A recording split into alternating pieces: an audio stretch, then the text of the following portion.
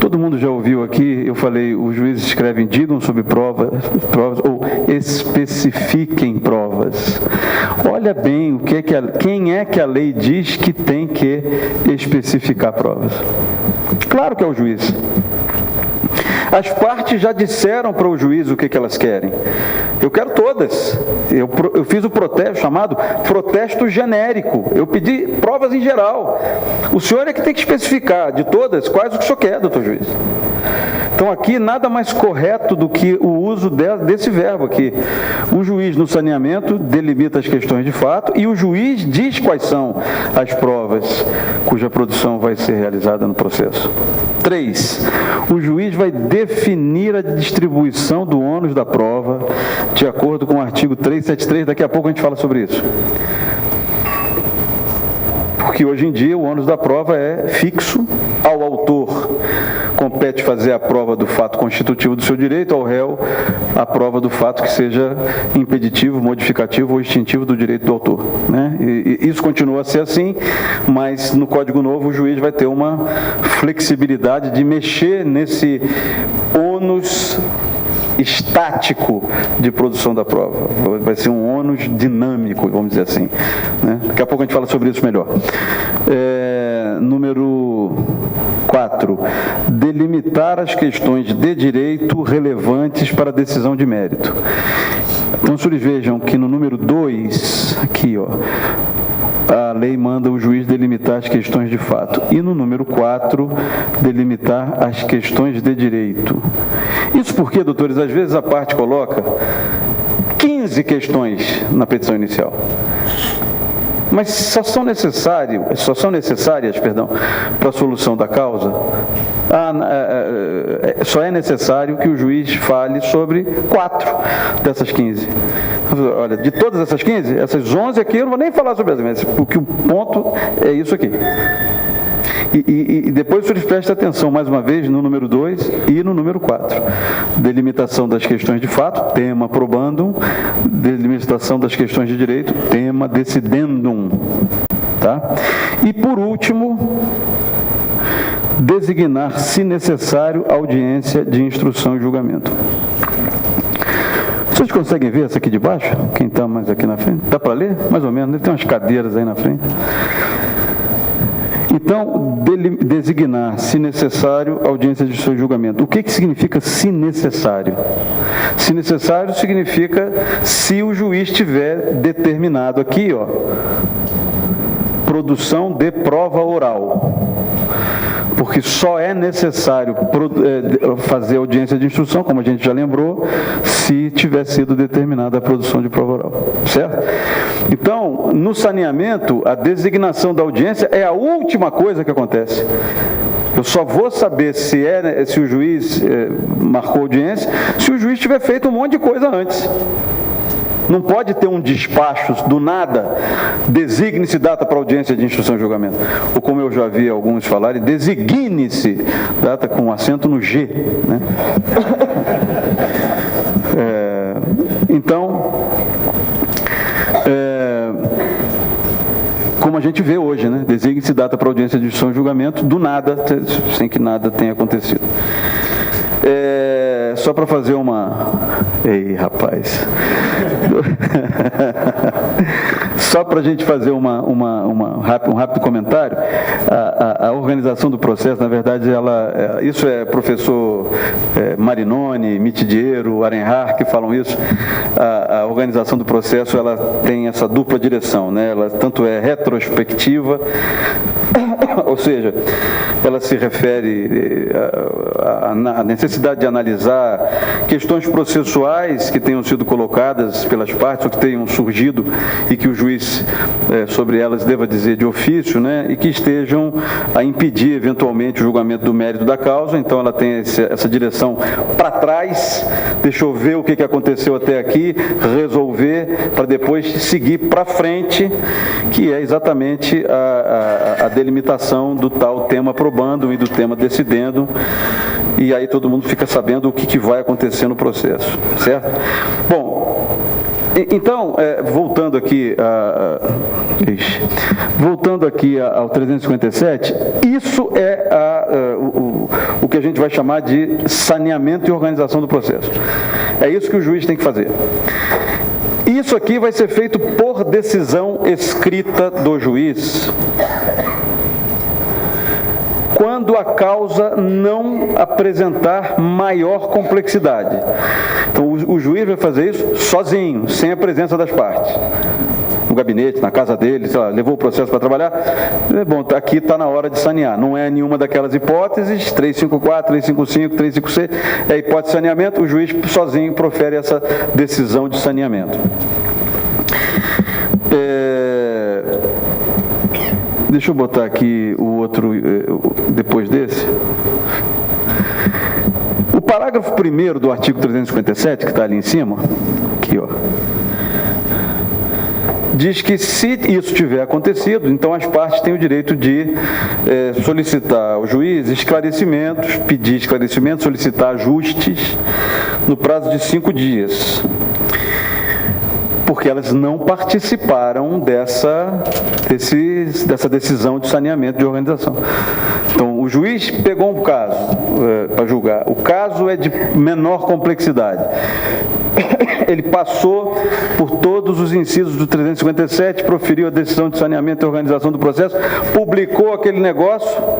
Eu advogado do autor, eu advogado do réu, tenho que saber que eu tenho 5 dias para solicitar ajustes, para pedir esclarecimentos. Um comentário. Essa decisão não comporta recurso de agravo de instrumento.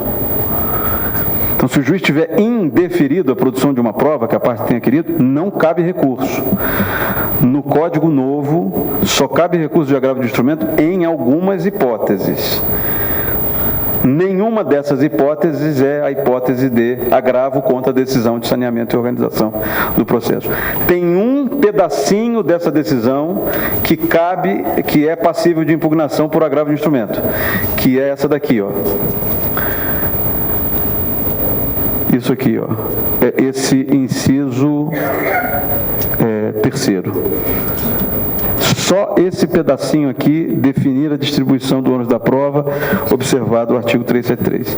Então, a única parte da decisão de saneamento que é recorrível por agravo de instrumento é a parte referente à distribuição do ônus da prova, porque isso vai impactar imediatamente o resto todo. O resto não é passível de recurso por agravo. Vocês vão perguntar assim, quer dizer que não cabe recurso? Cabe. Qual é o sistema do novo código? Aí já é outro professor que vai falar, claro. Tem algumas hipóteses de cabimento de agravo de instrumento. Quando tiver presente uma daquelas hipóteses, o recurso cabível será, claro, o agravo de instrumento. Quando eu estiver olhando para uma decisão que não comportar agravo de instrumento, ela não é recorrível por agravo, em separado. Ela será, todavia, recorrível depois de proferida a sentença no recurso de apelação. Então, eu posso agitar aquela questão que ficou lá para trás, na apelação ou nas contrarrazões da apelação, mais ou menos como acontece, talvez, para os senhores que advogam na Justiça do Trabalho, ali, no processo que se desenvolve na Justiça Trabalhista. Certo? Então, voltando. Então, daí a importância de as partes pedirem esclarecimentos ou solicitar ajustes. Já que eu não posso recorrer, eu posso pedir para o juiz, olha, Vossa Excelência realmente indeferiu isso, é isso mesmo? Será que não? Sei lá, eu tenho que dar um jeito de falar alguma coisa, porque passado esse prazo, se eu não falar nada, essa decisão se torna estável. Certo? Agora, doutores, isso se a decisão, se a causa não for complexa. Se a causa apresentar complexidade, essa virada foi boa também.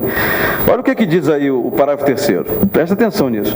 Se a causa, vou ler, apresentar complexidade em matéria de fato ou de direito, deverá, não é poderá se tiver de bom humor de novo, é deverá o juiz designar audiência para que o saneamento seja feito em cooperação com as partes. Oportunidade em que o juiz, se for o caso, convidará as partes a integrar ou esclarecer suas alegações. Então vejam, se a causa for de menor complexidade, o juiz faz o saneamento sozinho. Realizado o saneamento por decisão unipessoal, monocrática do juiz, publicada aquela decisão, as partes podem pedir ajustes, podem solicitar esclarecimentos, etc. Se a causa for de maior complexidade, e aí definir o que será de maior complexidade ou não, é uma coisa que talvez a jurisprudência venha a construir futuramente, não existe uma definição. Será considerada a causa de maior complexidade a causa que 1, 2, 3, tá? Não tem isso. Então pode ser que o juiz ache que seja de menor complexidade e profira a decisão sozinho. Pode ser que o juiz considere que é de maior complexidade e aí vai fazer o saneamento em audiência, com cooperação das partes. Esse saneamento em cooperação, existe um princípio no novo Código, que é exatamente o princípio da cooperação. Tem o princípio da boa-fé processual, que está lá no iniciozinho, artigo 5º, o princípio da cooperação, que está lá no comecinho também, no artigo 6º. Então, cooperação é uma pedra de toque do novo Código de Processo Civil.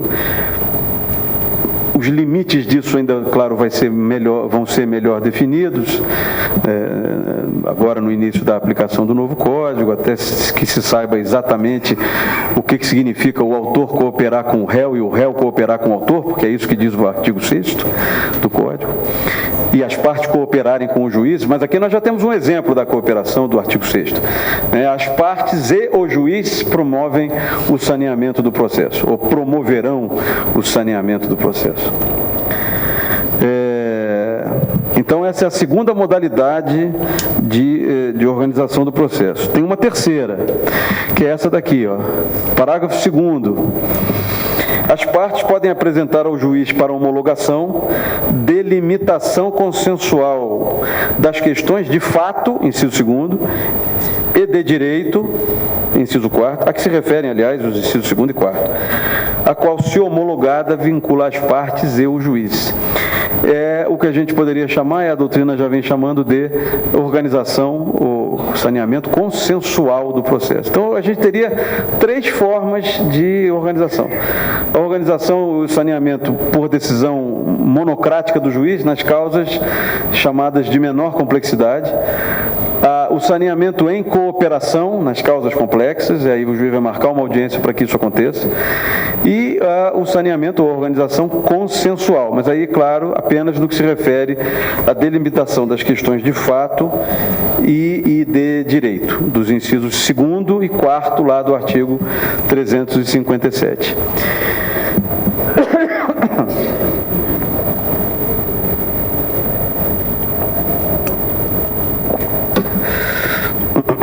Bom, com relação a esse ponto, a organização consensual, eu queria chamar a atenção para uma questão prática que pode ser interessante.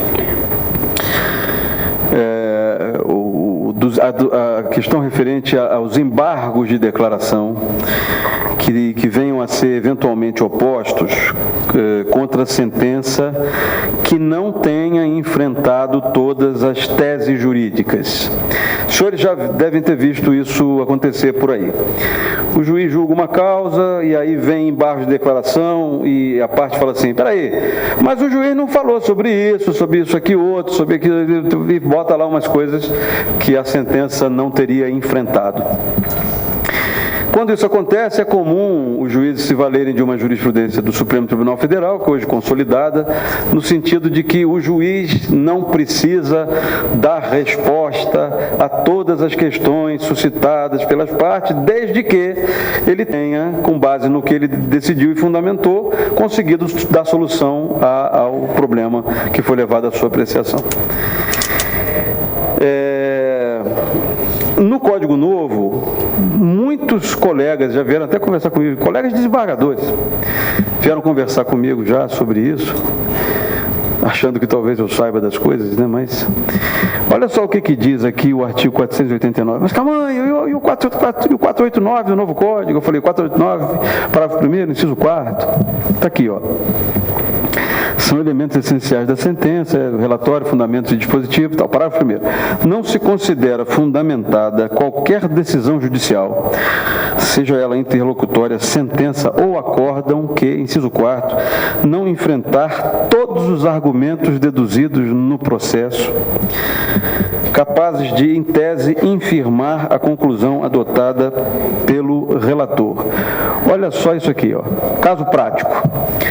Suponha-se, vamos ler juntos. Suponha-se que as partes apresentaram ao juiz 10 teses jurídicas em abono das suas pretensões. Ao submeterem as questões de direito ao juiz, valendo-se da possibilidade de realizarem a organização consensual, destacaram as partes apenas 6 das 10, 6 teses jurídicas que consideram relevantes para a solução da causa. O juiz homologa a delimitação consensual e, na sentença, enfrenta as 6 questões jurídicas apresentadas pelas partes. Julgada a causa, claro, as partes não podem opor embargos de declaração e alegar eventual omissão pelo fato de o juiz não ter cuidado de todos os argumentos jurídicos expostos em juízo, mesmo valendo-se do artigo 489, parágrafo 1º, inciso 4º. Quer dizer, o 489, parágrafo 1º, inciso 4º, que é esse que estava aí, ó, não se considera fundamentada qualquer decisão, etc., que não tenha enfrentado os argumentos deduzidos no processo, capazes de, em tese, infirmar a conclusão adotada pelo julgador. Vejam bem, eu mesmo, parte, falei, olha, das 10, só 6 são relevantes. Eu apresentei essas teses, 6, para o juiz homologar. Eu delimitei, o juiz homologou. O juiz vai falar só sobre as 6. Não vem depois entrar com embargo de declaração, ligando, mas e o 489? O 489 o juiz devia ter enfrentado todos os problemas. Mas eu mesmo falei que não eram importantes. Certo? Cuidado com isso aqui, então.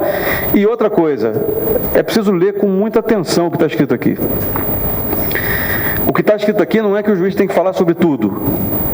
Pode parecer que é, mas não é. Olha bem, não se considera fundamentada a decisão que não tenha enfrentado todos os argumentos jurídicos.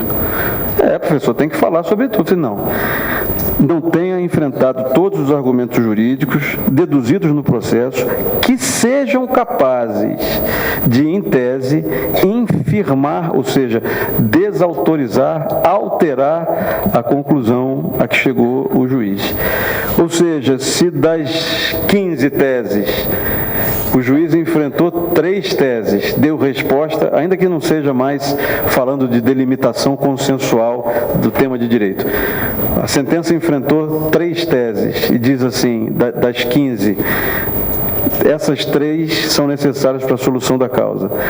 Essas outras 12, sozinhas, não são capazes de, em tese, desautorizar as conclusões a que eu cheguei.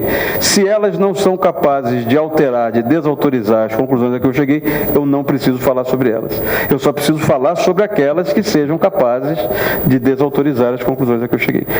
Ok, doutores, com relação a esse inciso 4º aqui?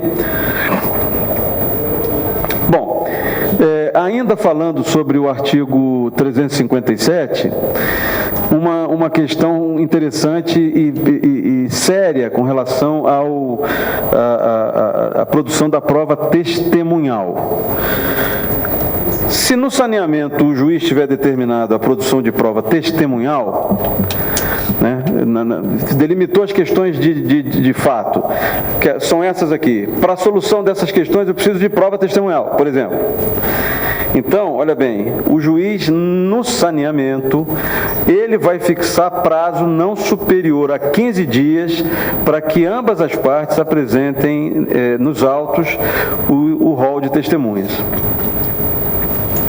Como é que é hoje em dia? Se o juiz tiver determinado a produção de prova oral no procedimento ordinário, qual é o prazo que tem as partes para levar aos autos o rol de testemunhas? 10 dias antes da data da audiência de instrução.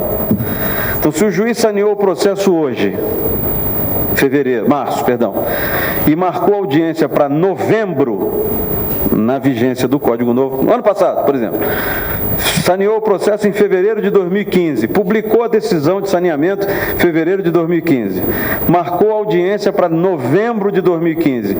Eu tenho até 10 dias antes da audiência para juntar os autos ao rol de testemunhas. Futuramente, como é que vai ser? Saneei o processo no dia 10 de abril de 2016. O juiz saneou o processo, determinou a produção de prova testemunhal, publicou aquela decisão. Eu marquei a audiência para novembro de 2016. O que diz o artigo? As provas, o rol de testemunha tem que estar nos autos 15 dias a contar da data da publicação da decisão de saneamento. Esquece a data da audiência, se preocupa com a data da decisão de saneamento. Se eu, advogado da parte autora, eu, advogado da parte ré, não prestar atenção nesse detalhe, e se chegar lá na hora da audiência, 10 dias antes, tiver juntado o rol, eu perdi o direito de ouvir testemunhas, porque não juntei o rol. E não vem dizer que, não, mas aí eu trouxe independentemente de intimação, não tem nada uma coisa a ver com a outra. Até para dizer não precisa intimar, vou levar independentemente de intimação, tem que estar nos autos o rol de testemunhas antes, certo? Então aqui é uma preocupação, uma anotação importante para o advogado. O novo prazo para juntada aos autos do rol de testemunhas no saneamento do processo. Outro dado importante. No caso de a organização do processo se realizar em audiência, aquele saneamento em cooperação com as partes, parágrafo 3º do artigo 357, o juiz marcou audiência para o saneamento em cooperação. Eu, advogado do autor, eu, advogado do réu, já sei que eu tenho que levar para essa audiência uma petição com o rol das testemunhas. E tenho que pedir para o juiz a juntada dessa petição nos autos do processo na audiência do saneamento em cooperação. Senão, também perco o direito de ouvir testemunha.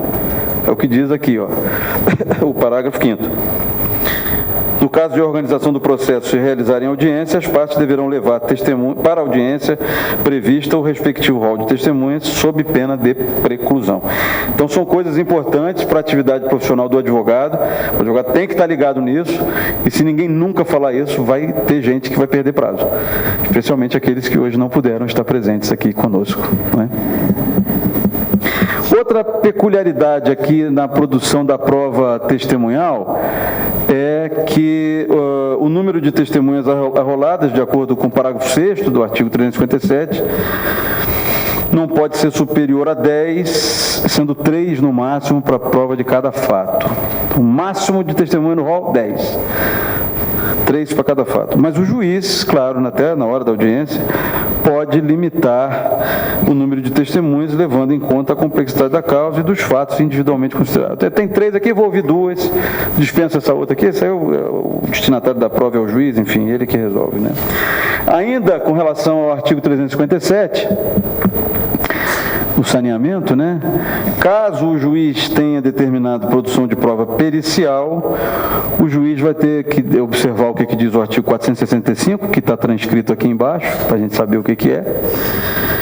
E, se possível, estabelecer, desde logo, calendário para a realização da prova pericial. Isso é o melhor dos mundos, porque se o juiz nomeou um perito, determinou a produção de prova pericial, o juiz, então, se for possível, diz, dia tal, o perito começa os trabalhos, se reúne com o assistente técnico do autor, se reúne com o assistente técnico do réu, os trabalhos de campo vão começar na segunda-feira às tantas horas, vão durar até a sexta-feira, dia tal.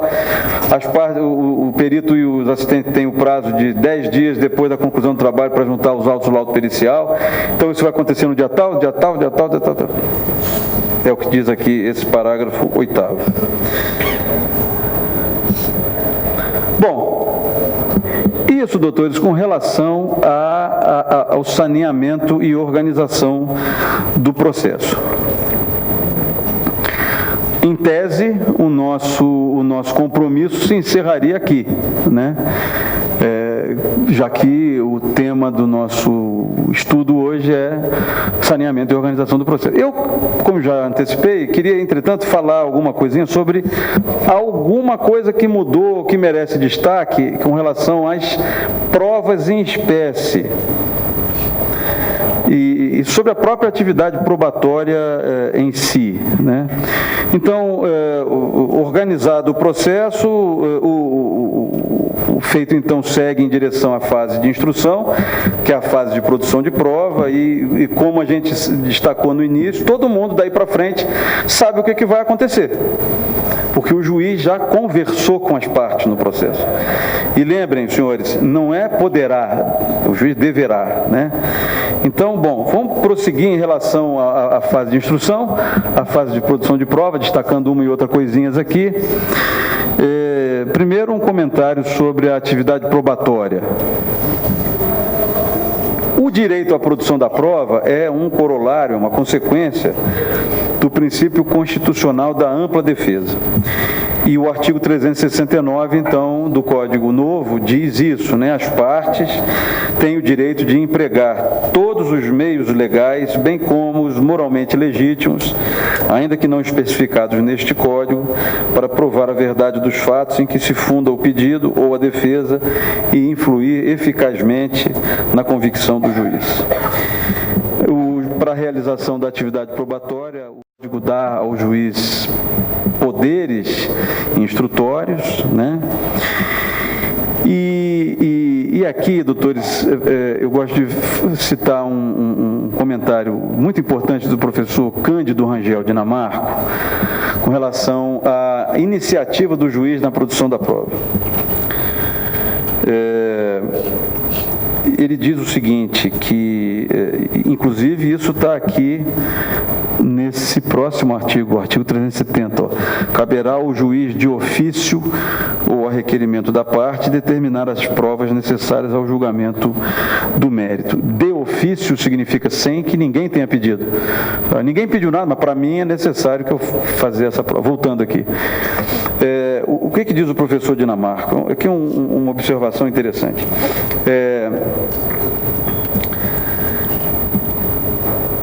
É claro que, em termos de distribuição do ônus da prova, ao autor compete fazer a prova de determinadas coisas, ao réu outras coisas. E sempre se falou que no processo civil o juiz se contenta com a verdade formal, ao contrário do que acontece no processo penal, em que o juiz deve sair em busca da verdade real. Isso sempre foi uma pedra de toque no processo penal, porque a justificar a iniciativa da produção da prova pelo juiz, porque no processo penal sempre se disse que é preferível colocar em liberdade, absolver um culpado do que condenar um inocente. Então, o juiz não pode ficar à mercê das eventuais deficiências da atividade processual da acusação e da defesa no processo penal. Então, ele tem a iniciativa da produção da prova. Ele sai em busca da verdade real. Já no processo civil, como o juiz tem que esperar o que o autor tem que fazer para se desincumbir do seu ônus, e o réu tem que fazer também, esperar o que o réu tem que fazer também para se desincumbir do seu ônus, em princípio, então o juiz não se substitui à atividade das partes. O juiz se satisfaz com a verdade produzida no processo em razão do que as partes fizeram. Só que a visão tradicional do juiz como o único interesse do juiz no processo é sentir-se verdadeiramente desinteressado, isso foi uma máxima que perdurou durante mais de 70 anos, sei lá, menos um pouco, de 1942, por aí, até 87, dá quantos anos?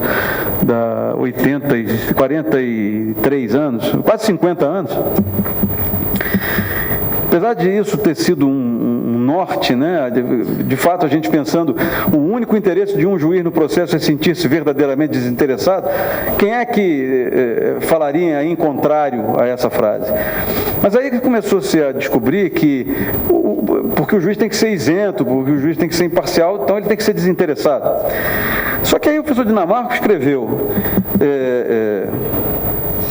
deixa eu voltar aqui. Imparcialidade do juiz, está ali citado entre aspas, não significa indiferença aos valores da sociedade de que ele faz parte. Indiferença axiológica. está lá na expressão original. Isenção do magistrado não significa insensibilidade do juiz. Então, o juiz pode sim ser imparcial sem ser indiferente. O juiz pode ser isento sem ser insensível. E é exatamente por poder ser imparcial sem ser indiferente e por poder ser isento sem ser insensível que o juiz deve estar, sim, interessado não apenas na solução do processo, mas na solução justa da causa. Então, aquela ideia inicial do juiz inteiramente desinteressado deu lugar à ideia do juiz interessado na solução justa do litígio. E isso justifica a iniciativa do juiz na produção da prova, não há dúvida, né? E o juiz pode não só, na condução do processo, dilatar prazos processuais, alterar a produção, a ordem de produção dos meios de prova para adequar, né, esses meios de prova às necessidades do caso concreto.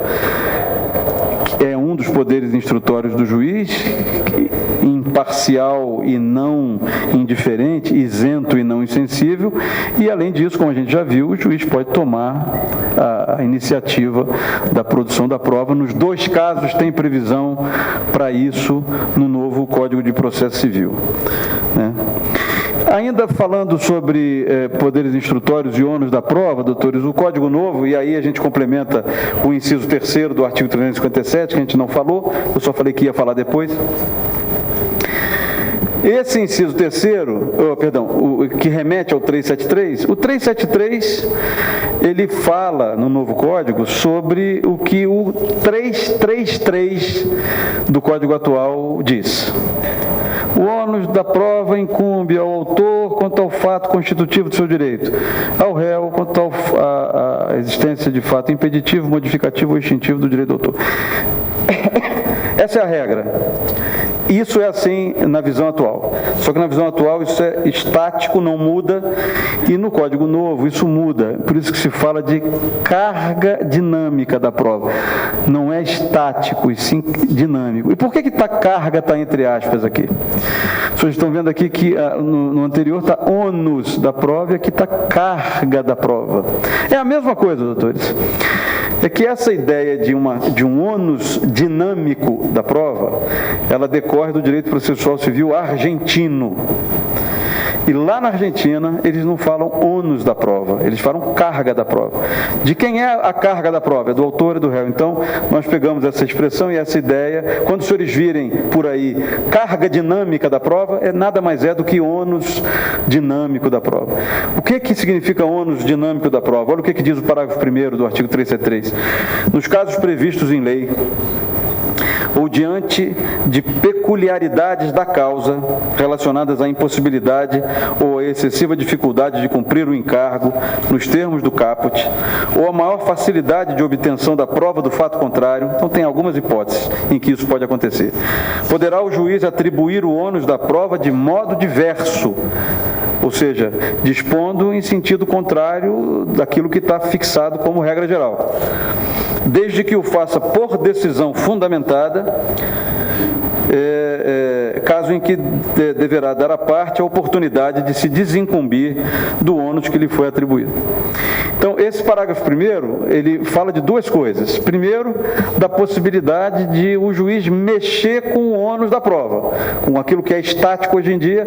O juiz pode dizer assim, olha, nesse caso aqui, em que o autor está litigando contra um banco, para discutir a validade dos termos de uma determinada cláusula de financiamento bancário. O autor contratou o empréstimo num terminal de autoatendimento. Ele não tem o contrato, não tem as cláusulas. Como é que ele vai produzir a prova de que o contrato que ele celebrou com o banco diz que os juros são de um determinado? Quem tem que produzir essa prova é o banco. E aí o juiz, então, dessa forma, dispõe de modo diverso sobre o ônus da prova. Então, essa é a primeira regra que diz o parágrafo 1º. Também está escrito ali, a gente tem que ter um certo cuidado, mas é fácil de ver, isso tem que ser feito por decisão. O que significa, se tem que ser feito por decisão, quer dizer que, a contrário senso, o juiz não pode fazer essa inversão na sentença. Eu não posso ir conduzindo o processo, de repente na sentença eu falo assim, olha, realmente quem devia ter feito essa prova era o réu e não o autor. Como o réu não fez essa prova, julgo procedente. Eu falo assim, peraí, ninguém falou nada antes, como é que eu posso ser surpreendido com essa situação? O que significa que esse parágrafo 1º do artigo 373, ele cria uma técnica de processo e não uma técnica de julgamento. O juiz que for mexer no ônus da prova tem que fazer por decisão e não em sentença, e eu tenho que dar a oportunidade à parte de se desincumbir desse novo ônus que eu agora estou dando a ele, né? Certo? Ainda é possível cogitar de alteração do ônus da prova, distribuição diversa do ônus da prova, por convenção das partes. Então, a parte autora e a parte ré podem dispor sobre essa possibilidade no processo, a não ser que seja uma dessas situações aqui, nesses casos, não é possível cogitar de mexer no ônus da prova. E essa convenção pode ser feita antes ou no curso do processo.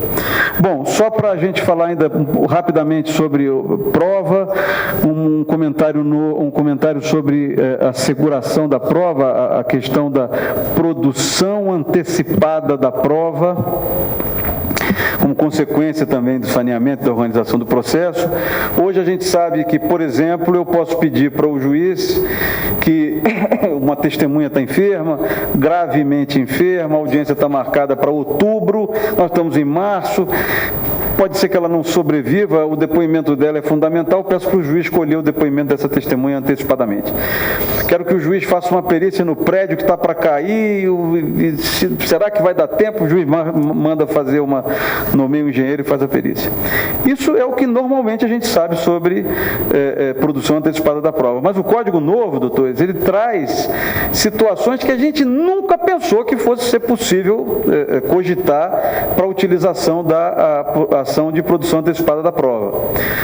Olha só, hoje é possível, né? Haja fundado o receio de que venha a tornar-se, a prova, né? Venha a tornar-se impossível ou muito difícil a verificação de certos fatos na pendência da ação. É o que já existe hoje em dia.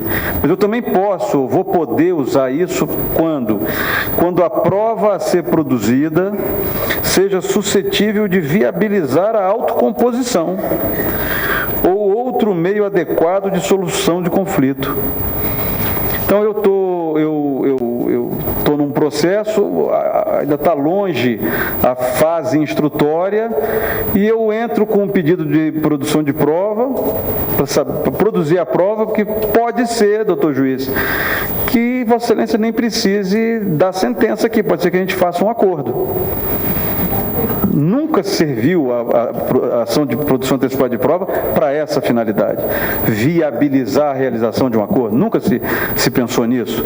Mas o mais espantoso é o inciso 3º novo.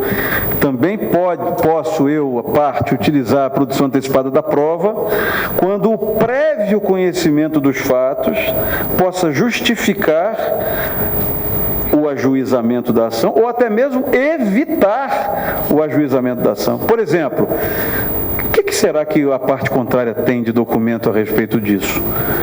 Eu vou pedir para o juiz que produza, que determine a produção antecipada da prova, que a parte contrária exiba os documentos que ela tem, eu vou analisar e eu posso até, em face da análise que eu tiver feito, chegar à conclusão de que é melhor nem propor ação, que é uma finalidade absolutamente inovadora da ação de produção antecipada de prova. Aqui tem uma questão processual que não precisa, questão de competência, não precisa a gente gastar tempo com isso. Com relação a provas em espécie, essas são as provas em espécie, a ata notarial. Eu posso pedir para o tabelião, por exemplo, quando tiver acontecido alguma coisa na internet, Tabelião, abre aí a sua tela, entra aí no Facebook de não sei quem, dá uma olhada no que ele postou e escreve o que o senhor está vendo. Aí eu posso registrar isso para poder usar posteriormente a ideia da ata notarial. O resto são provas já conhecidas. Vamos falar rapidamente aqui, doutores, de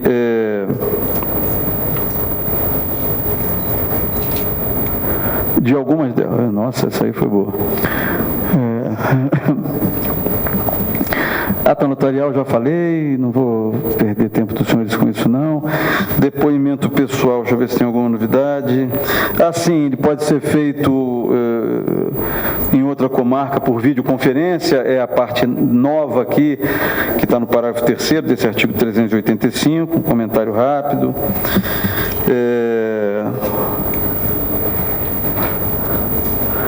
Com relação à confissão, a mesma coisa acontece, quer dizer, a confissão, quando a parte admite a verdade de um fato,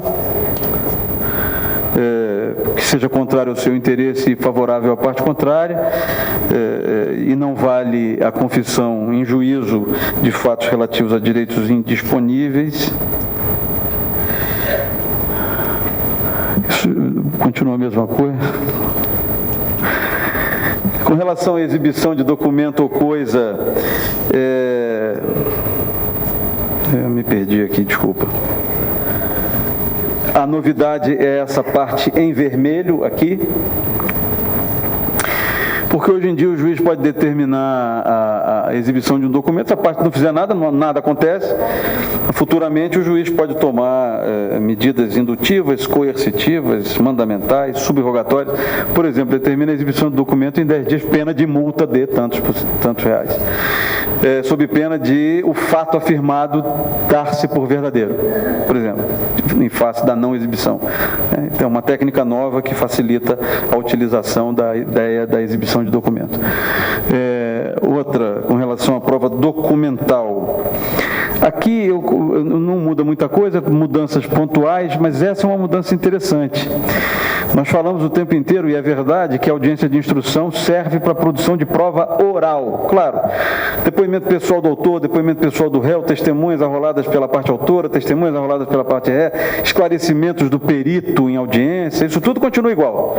Mas a audiência de instrução vai passar a ser utilizada também para essa nova finalidade, do parágrafo único do novo artigo 434. Quando o documento produzido no processo consistir em reprodução cinematográfica, um videozinho, ou fonográfica, um áudiozinho que a parte recebeu por WhatsApp, por exemplo, a parte deverá fazê-lo ou trazê-lo nos termos do caput, mas a sua exposição será realizada em audiência, intimando-se previamente às partes. Então, a audiência aqui vai servir não para a produção de prova oral, mas para a exibição de um filme ou para ouvir um áudio, que é uma função nova da audiência que não era até agora prevista no nosso atual Código de Processo Civil. Aqui também, o réu, com relação à prova documental, essas são novidades. O réu deve se manifestar na contestação sobre os documentos anexados à petição inicial e o autor manifestar-se-á na réplica, olha aí o reconhecimento legislativo daquela fase que nós chamamos de réplica, sobre os documentos anexados à contestação. E o juiz, parágrafo 2º, pode, a requerimento da parte, dilatar o prazo para manifestação sobre a prova documental produzida, levando em consideração a quantidade e a complexidade. O prazo é de 15 dias, está aqui, mas o juiz pode, é flexível esse prazo, As partes têm que saber disso. Com relação à prova testemunhal, algumas mudanças importantes, continuam as regras de incapacidade, impedimento e suspeição, mesmas regras. Uma pequena mudança aqui, o Código atual fala em debilidade mental, que é uma expressão antiga e não é boa, então o Código novo já trouxe a técnica melhor, fala de retardamento, que é o que a medicina diz que é, um retardo mental e não... Mas as mesmas regras continuam valendo. O menor de 16 anos não pode prestar depoimento como testemunha. Só o de 16 para cima, né? Ele é considerado incapaz. Em termos de impedimento, a lei passa a considerar impedido também o companheiro.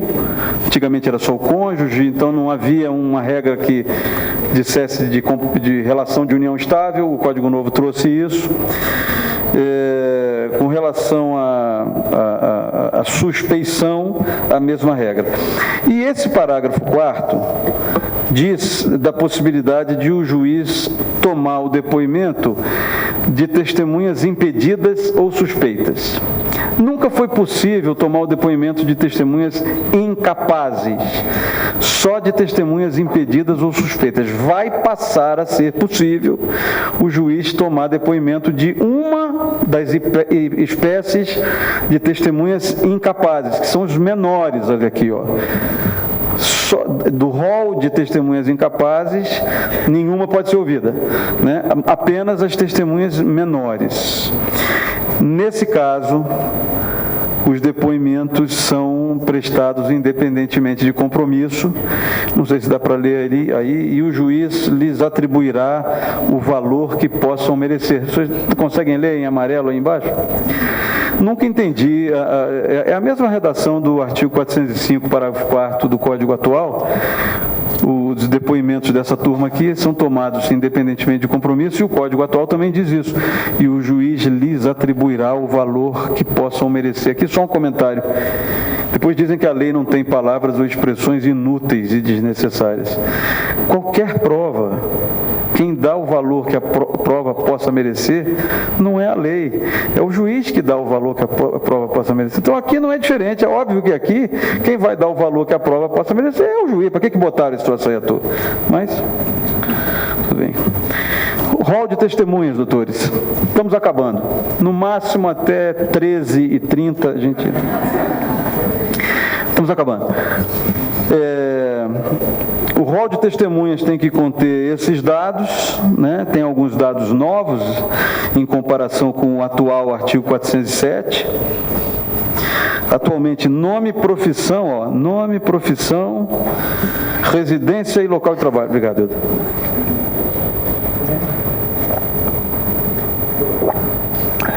Futuramente. Nome, profissão, estado civil, idade, número do CPF, número de identidade, endereço de residência e do local de trabalho. Um montão de dados. Só para a gente, para os advogados também, que isso é tarefa, claro, do advogado, então não ficarem desatentos a essa mudança. Agora, a maior mudança em termos de prova testemunhal. Está em vermelho, negrito, itálico, para chamar a atenção.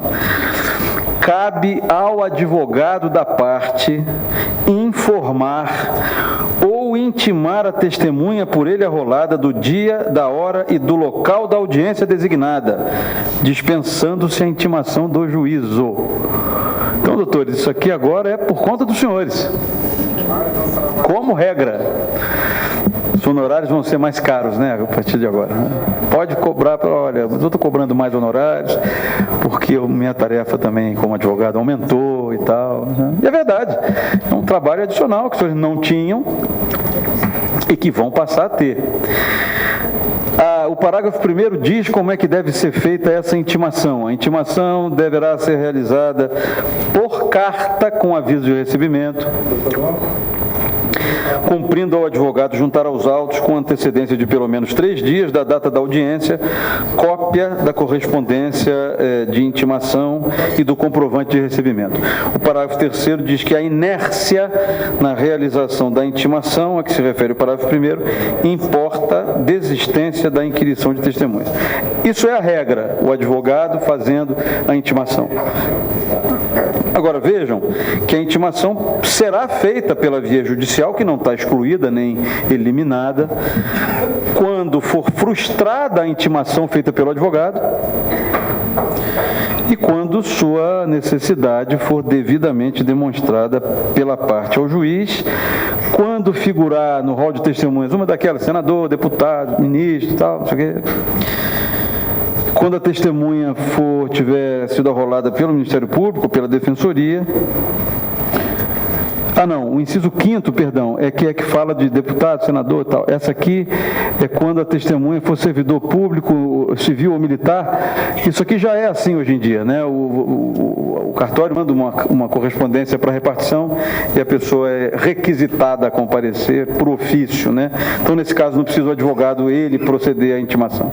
Mas a regra vai ser o próprio advogado providenciar essa intimação. Na dinâmica da produção da prova testemunhal, aqui é só um comentáriozinho sobre a parte final do parágrafo 2º, que fala sobre, no caso de o juiz ter dispensado o compromisso, a testemunha vai ser ouvida como informante. Todo mundo aqui nessa sala, enfim, nesse auditório, sabe o que é informante. Informante é a testemunha que depõe sem compromisso de dizer a verdade. Essa é uma expressão que também não existe no Código atual. Informante. Todo mundo sabe o que é, mas não está no Código. Agora já está no Código Novo, né? A testemunha que depõe sem compromisso é informante. Com relação à dinâmica da audiência de instrução, as perguntas serão formuladas pelas partes, entenda-se, pelos seus advogados, diretamente à testemunha, sem passar pelo juiz. Como se fosse filme americano, que é o próprio advogado que se dirige à testemunha e pergunta para ela. Atualmente, você fala com o juiz, né? Excelência, eu gostaria que Vossa Excelência indagasse a testemunha, isso, assim, assim. O juiz vira para a testemunha. Então, o senhor teve lá, não sei o quê, faz essa triangulação. Futuramente, não. O advogado vai se dirigir diretamente à testemunha, né?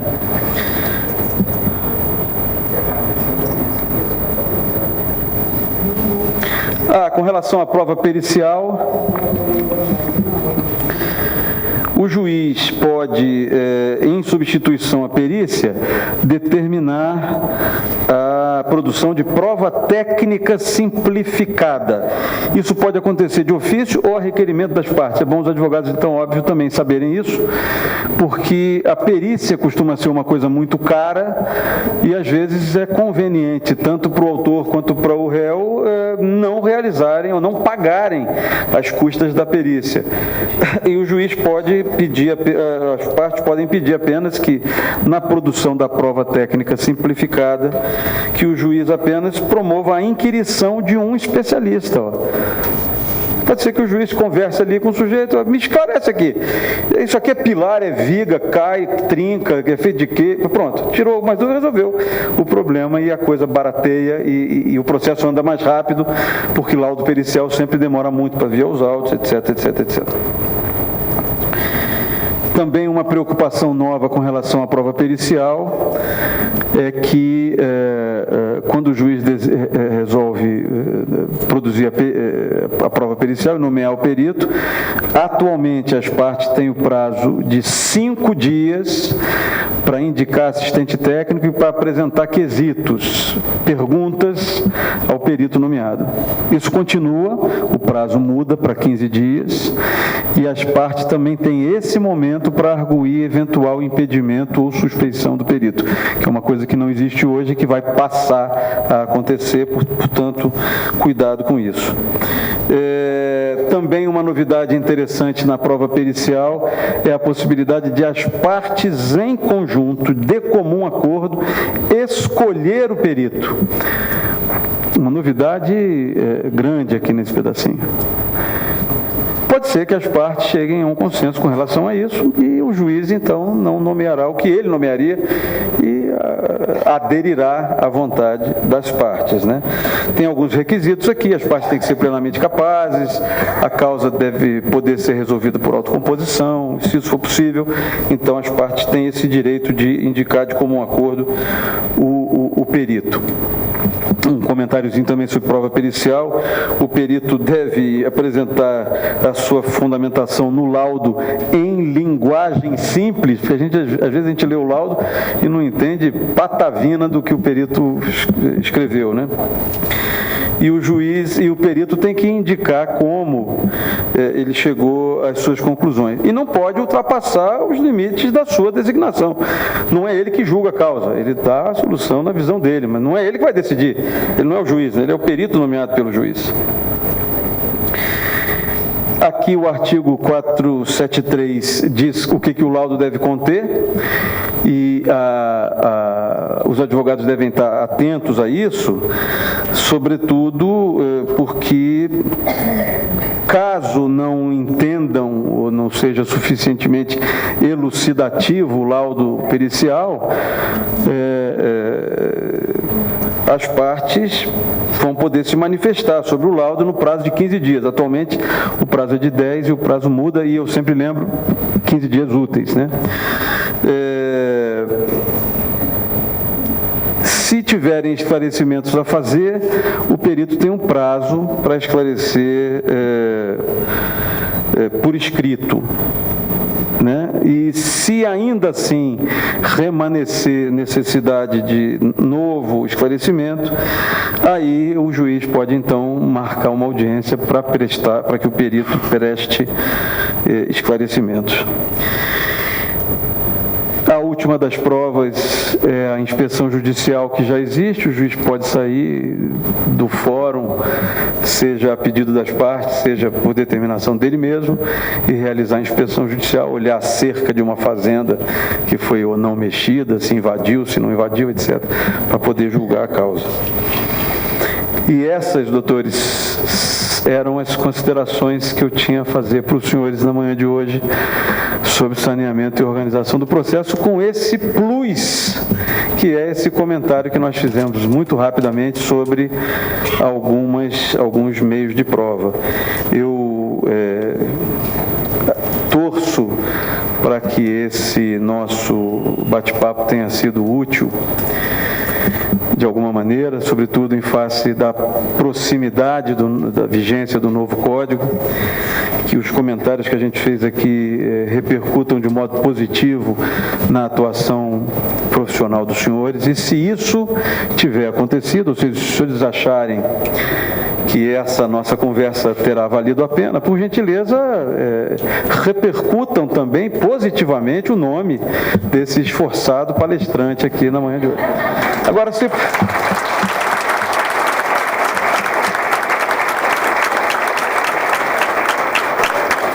por outro lado os senhores acharam que isso aqui foi uma bela enganação, não coloquem a culpa no doutor Juliano e não comentem nada com ninguém.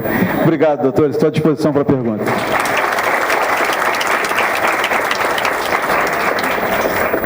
Como que a gente vai resolver em apelação, A doutora pergunta, como é que é o seu nome? Doutora Michele pergunta, estou passando para quem está atrás, e que naturalmente não conseguiu ouvir a pergunta, mas ela perguntou com relação ao julgamento antecipado parcial do mérito. Aquela hipótese, né, que eu dei o exemplo aqui do divórcio, da partilha de bem e tal. Uma decisão que o juiz profere numa daquelas alternativas, né? Ele extingue o processo, julga antecipadamente o mérito, julga antecipadamente parcialmente o mérito, ou então saneia o processo. O Código Novo diz que contra esse julgamento antecipado parcial do mérito se faz por meio de decisão interlocutória. Então, o juiz não profere sentença quando julga antecipadamente o mérito. Decreto divórcio. O processo vai prosseguir com relação à partilha do patrimônio, que foi o exemplo que a gente usou.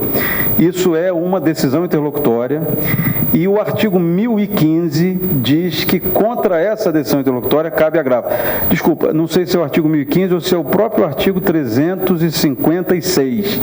Eu acho que é o artigo 356, um parágrafo, que diz que contra essa decisão cabe agravo de instrumento. Então, é uma das possibilidades de cabimento de agravo de instrumento. Respondido? Só vou conferir se é mesmo 356 que eu falei. Não... É isso mesmo?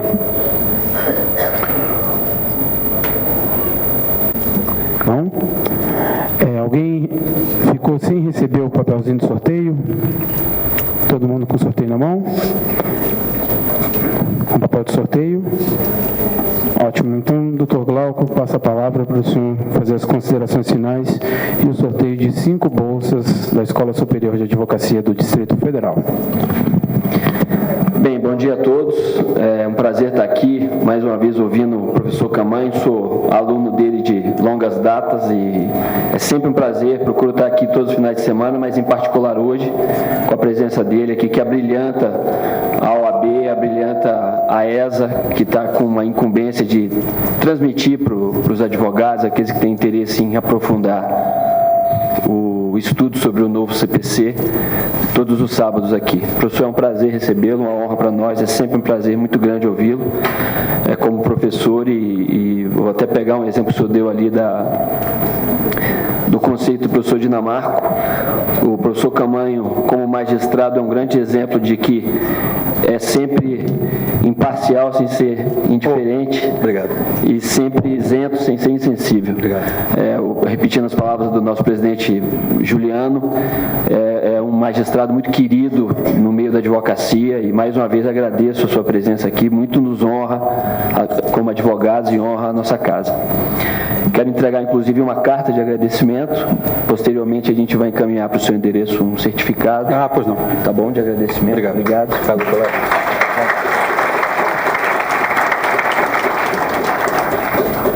E como é tradição aqui também da ESA, o professor Rodrigo Becker não pôde permanecer, teve que sair para um compromisso.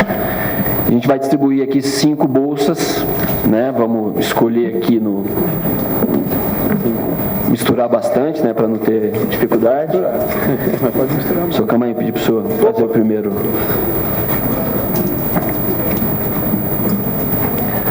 Número 75754. De novo. Vamos lá, Hugo. Ele está lá do fundo para dar oportunidade para todo mundo, né?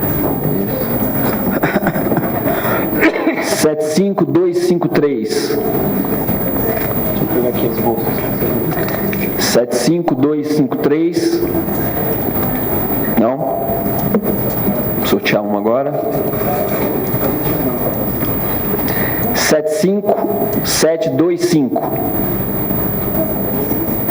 75725. Não? Professor. Vai ser minha mão da sorte, vamos ver. Muito mais prático. 75231. Agora vai. Não. 75231. Não é possível. Manda ver, doutor Glauco. Manda ver. Agora vai. 75702. Aê. Por favor. Hugo. Ajuda aqui.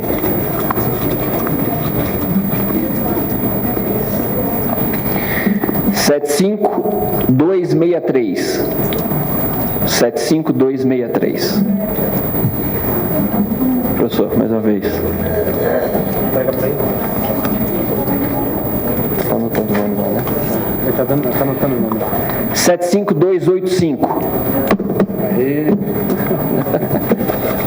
Hugo. Então já foram 3, né? 75740. Aí.